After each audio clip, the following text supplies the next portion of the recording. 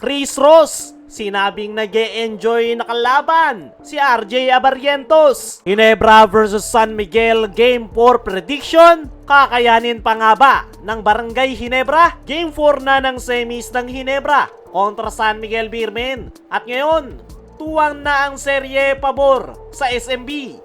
Marami ang nagtatanong, may pag-asa pa ba ang Ginebra? Paano ba talaga nila matatalo ang San Miguel? Diretsahin na nga nating himayin kung ano ang kailangang gawin ng Ginebra para makuha ang panalo. Unahin natin yung pinakamalinaw na problema na frontcourt mismatch. Aminin na natin, kulang sa ilalim ang Ginebra. Kahit anong bantay ang gawin nila kay Junmar, mahirap talaga. Magawa man nila itong malimit, may Perez, may Trollano, Tautua, at iba pa na biglang sasabog. Ibig sabihin, hindi sapat na pigilan lang si Junmar. Kaya ang tanong, paano babawi ang Ginebra? Una ay yung kanilang outside shooting. Hindi pwedeng okay lang yung tres ng Ginebra. Kailangan consistent. Kailangan pumasok yung mga outside shots nila RJ Abarrientos, Scottie Thompson, lalong-lalo na itong si Stephen Holt. Once na magpapasok yung mga tira ng Barangay Ginebra, ay mapipilitang lumabas si Junmar. Bubukas yung driving lanes at hindi na magsisiksikan sa loob. Pag nanlamig yung outside shots ng Ginebra, ay alanganin agad sila. Sunod ay fast pace. Gawin nilang takbuhan. Hindi afford ng Barangay Ginebra ng mabagal na pacing dahil dun sila dadalihin ng mga big man ng San Miguel. Ang kailangan nilang gawin ay daanin sa takbuhan, i-push agad ang bola after rebound. Kahit walang advantage, ituloy-tuloy lang yung kanilang fast pace. Pag napagod si Junmar, ay mas lalaki yung chance ng Ginebra. Kaya hindi pwedeng pabagalin ng Ginebra yung tempo ng laro dahil madali ang makokontrol ng San Miguel. Sa kailangan gawin ng Ginebra ay atakihin lang si Junmar. Hindi nga lang depensa yung kailangan gawin ng Ginebra kay Junmar, kundi atakihin lang ito ng atakihin gamit yung kanilang pick and rolls. Kung kaya ay i-drag ito palabas.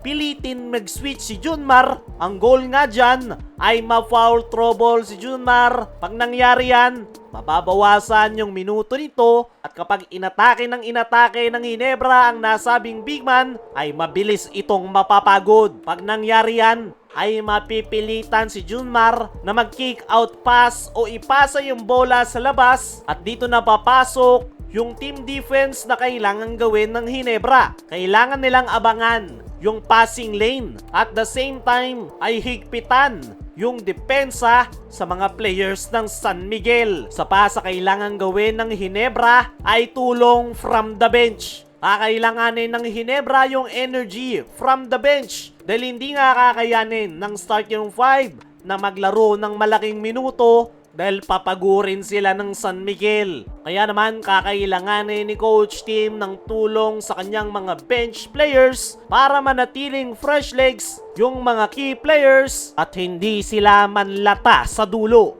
Dumako naman tayo dito sa kabilang balita. Chris Ross, sinabing nag-e-enjoy na kalaban si RJ Abarrientos. Ito ngang si RJ Abarrientos mga chong ay unti-unti nang lumalabas ang full potential. Sa katunayan, binibigyan na siya ni Coach Tim ng go signal na pumuntos lang ng pumuntos. Pero ngayong semifinals ay bahagyang nahihirapan si RJ dahil isa nga sa pumipigil sa kanya ngayon ay itong SMB pesky guard na si Chris Ross. At ayon nga sa naging latest interview ni Chris Ross ay talagang gustong-gusto niya nga raw nakatapat si RJ Abarrientos. Meron nga daw silang nagiging conversation habang ongoing ang laro. At sinabi nga raw mismo ni Chris Ross kay RJ na gustong-gusto niya yung kanilang match-up. Aminado rin itong si Chris Ross na tina-trash talk niya si RJ Abarrientos.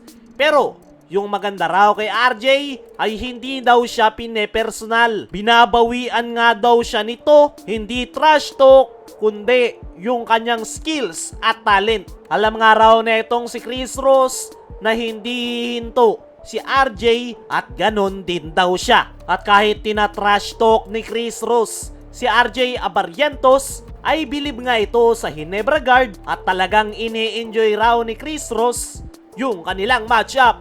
Kaya mga chong, ano ang masasabi nyo sa sinabi niya ni Chris Ross kay RJ Abarrientos?